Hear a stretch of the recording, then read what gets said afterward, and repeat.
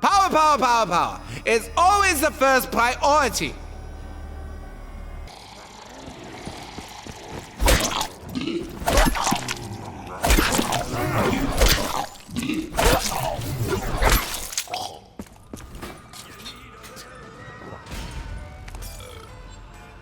For the revival of the unfittest.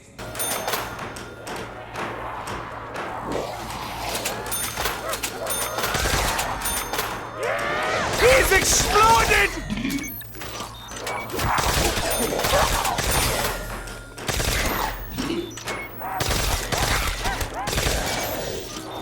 Yes! Yes, explode!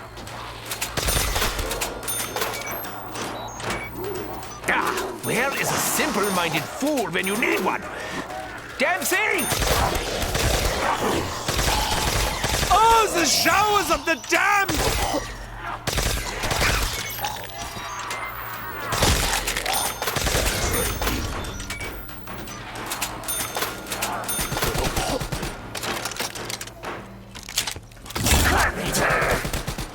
Stay away!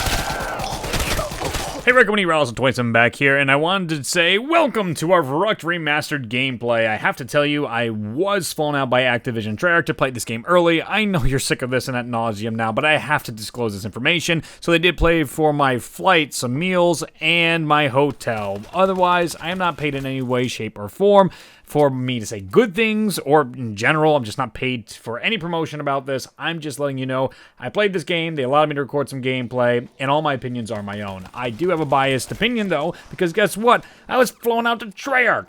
Now, JR did send me some gameplay here, as you can see on screen. It got all messed up, but I took a screenshot, even though it's still there. You can get the Wonder Waffle inside Verruckt, which is interesting. I know I said on the episode or video I made with JC and Lex on things people say in zombies, that it was only on 2 maps, but I couldn't remember if, in fact, the Wonder Waffle was available on this Verruckt, and that is definitely a new feature. So instead of getting the Winter's Howl on this map, which did not make a return, we have the Wonder Waffle DG2. Interesting enough, this map is so darn interesting. There's so many cool re-textures to it that it just continues to add to the beauty of all the maps. I did not have that much time and exposure on Verruckt, sadly, though, so the sights and sounds are crazy. There's a blood shower that you can stand in, but there isn't too much to be going crazy about in Verruckt for that matter, because it's exactly as you remember with just some little alternatives. They allow you to have that extra bit of gameplay with Gobblegums, or you can have your Mark II that makes a return inside this.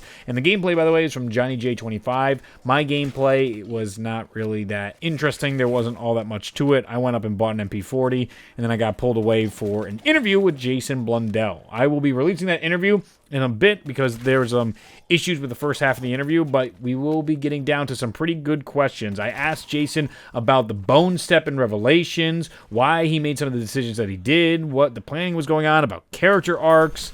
Really a lot of tough questions and interesting stuff I asked Jason about in this interview, so definitely be looking forward to that. I hope to release that sometime next week. I am working on getting those perk posters for you guys, so keep an eye out for maybe Monday. Maybe Monday you might be able to get those perk packs. We'll have to see. There was an update on the PlayStation Network with the entirety of the community challenge. So what we need to do is get 500 million headshots, if I recall right. Just going to read it again. Yes, 500 million headshots between the community here. If we get 500 million headshots, we will get a limited edition Pack-a-Punch camo, Zombie, Heroes animated calling card, Dempsey, Nikolai calling cards, Takio and Richtofen calling cards. So it's amazing artwork by the same guy that made the Metal Gear stuff, and I'm pretty sure this is completely achievable. I'd be shocked if we don't get 500 million headshots by May 23rd. That's when it runs out, and then we can't get those bonus rewards anymore. So, I think we'll be all right. it is really cool that they got to team up with the Metal Gear artists, and as I talked to Jason about this, he was absolutely stoked. Like, anytime they get a chance to work with some of the most renowned artists, they always take the opportunity, and that's what I absolutely adore about our zombie community, is that there's so many ways we can visualize and see the artistic ideas and integrity of zombies. By that, I mean, like, there's so many different ways that zombies has been approached in the past. There's been so many ways that people have interpreted zombies, and that we've gotten all these different visions of what it should be, and it's not limited to just one director like Jimmy Zielinski or Jason Blundell. There are all kinds. Wow, it is so dark in that room. My goodness. Even the gameplay, I'm looking at my preview, and then YouTube makes it even darker. That's something that's really big, at least when the recording event, that they made everything contrast so much more, so the lighting pops so much better. So when there's actual lighting, like the darker darks, like you would have in real life, are actually lighting up the way it should be, versus in video games where everything is just that much clearer.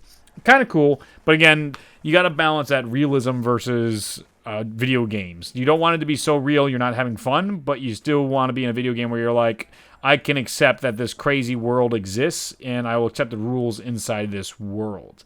Something to keep in mind. Anyway, back to what I was saying about the artists, is we get so many cool ways to see it. Now, the comic books, I'm not a big fan of the artistic direction as it's continued, but it is a goofy, interesting aspect that I can enjoy.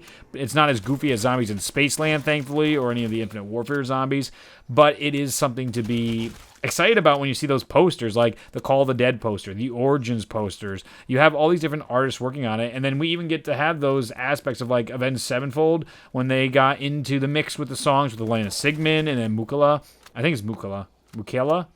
I know I can never get it right. It's not Michaela. I always want to call her Michaela, but it's not quite that. But all the talented singing artists that work with Kevin Sherwood and Brian Tooney, those are the sound directors at Treyarch that end up working on these remixes. I think Brian Tooney was the guy that headed the most recent trailer for Zombie Chronicles, where you heard that lullaby for Sam. I mean, it's just wonderful. I love the atmosphere they're taking. And speaking of that lullaby, there's so much like thought-invoking stuff about that trailer just to present the children in a new way. Why Sam's disappearing and all that stuff. And the Margwa, not a Margwa. I love as soon as like the trailer released for that and it's clearly not a Margwa, then people are like, is that the Shadow Man in the background? It's just like, it's just never going to drop. Like some of these things just, I can't believe it. Just like, really? And they're supposed to be the normal maps. I could see maybe a possible Easter egg of sorts, but I don't know if I buy into this whole Shadow Man or Apothicons being on the original Zombie Chronicles.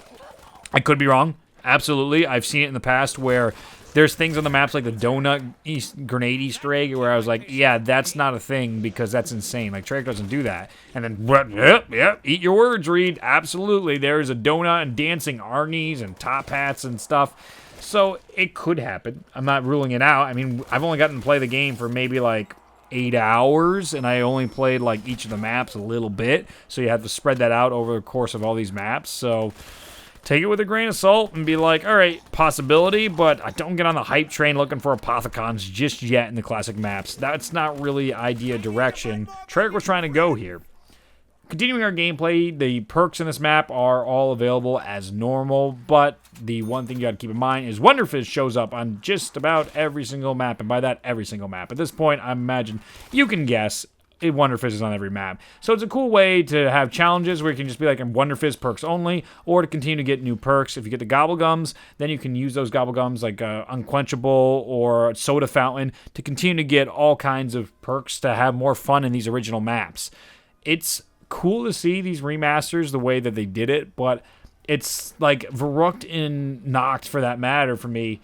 I don't know, it didn't do that much. It didn't get me that excited about playing these maps over and over again. They seem like more fun maps to me that you can play just to spice things up or grind maybe. It's probably a great map to get really, really fast to opening up all the doors, getting all the XP and all that stuff, but I just don't find that much interest inside this Verruckt map. For some reason, this is one of the least interesting maps to me. Verruckt and Nocturne Toten are the ones I played. Now, that is me being completely honest with you. I don't have endless amounts of great things to say about Verruckt because it looks great, it sounds great, it plays like it normally did, and there's the guns we experienced on all the other maps. The blood stains are still there.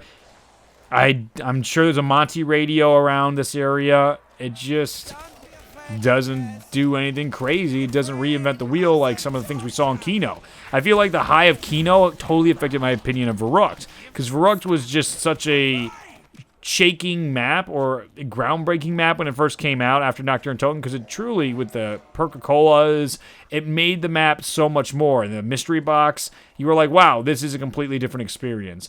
But at this point, it's just like, I mean, this is kind of like a custom map. Like, I feel like Verruckt Remastered could have been exactly this. I think someone was working on that, and you don't have new areas. One thing they did replace is you can get the bootlegger inside the room that John just passed there on the right, where you bought a door. It was a dead-end camping door, and you could buy the BAR in that room. They did replace that. That is a cool feature.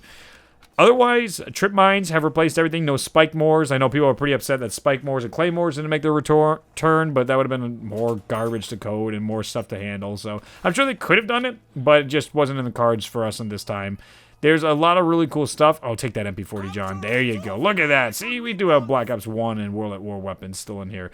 But the weapon selection really do try and fit the maps. And I do appreciate that, where you're trying to have certain maps, have certain weapons, because it makes sense.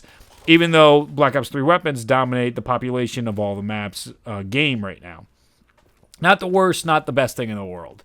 So I didn't hear the whole interview yet with JC Backfire, but I will definitely link you guys to that and encourage you to check it out, because he talked to Jason. We all had the opportunity to interview Jason Blundell, and he really dove deep into Mob of the Dead and why it didn't show up. And what I find fascinating about that conversation is that Mob of the Dead has its importance. So we might get Mob of the Dead in the future for the next installment of zombies, like the Giant, in addition to, but we might get the full Alcatraz map. We might get the fleshing out of the laboratory underneath Alcatraz that is mentioned in the timeline, and will be the climax of, most likely, of our comic series with the transit crew bringing the Canorium to Richtofen. Very cool how all that stuff came together, and I absolutely like how Jason is maybe setting up some really cool things for the future. Maybe. Treyarch doesn't really want to talk too much about future planning at this point, but we can now speculate on more, thankfully, because of the timeline. And that's why I'm grateful for the timeline being the way it is. So I've ranted and raved enough. I will let this play out if you guys want to see the end of this gameplay. I know I started with the beginning, but there's not too much to go crazy about. You might love this, by the way. If you're a fan of Verruckt, you're going to love this map. I mean, there's no doubt about it. It's just, for me, I was never the biggest fan of Verruckt or Nocturne Toten. They were simple maps. They were awesome at the time, but I love the innovation that came with Shino Numa and Darius, so it doesn't do anything crazy for me. Thank you guys so much for watching. If you did enjoy this video, make sure to subscribe and leave a rating. That does help me out. If you want to get the new posters that I have on my website, go to radcompany.org. It's the top link in the description. You can go over there and get the Gobblegum collection or the Death 4 collection. I'm not going to do another outro on this one either, because you guys got spammed with it all week, and then I'm going to spam you next week with it, so I'm just mentioning it in this video if you're interested. They're about $5 a poster. I only sell them in bundles. I try and give you more bang for your buck, so you can actually really be thrilled about the product that you get. Thank you for watching. Support me any way you want. Just watching has been more than enough. Again, I can't be more thankful for everything that you guys have done for me in these past couple weeks. I've been working my butt off for you, and you guys have been there saying, yes, give me more, as Richtofen would say, and you got it. Thanks, guys, and I will see you in the next video. Bye.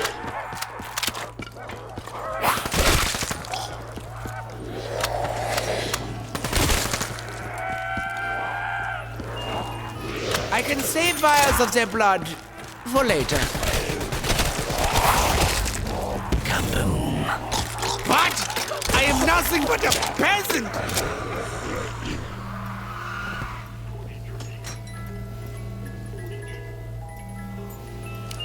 I'll fill my pockets with their livers!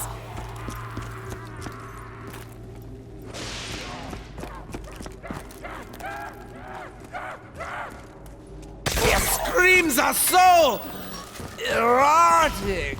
Yeah!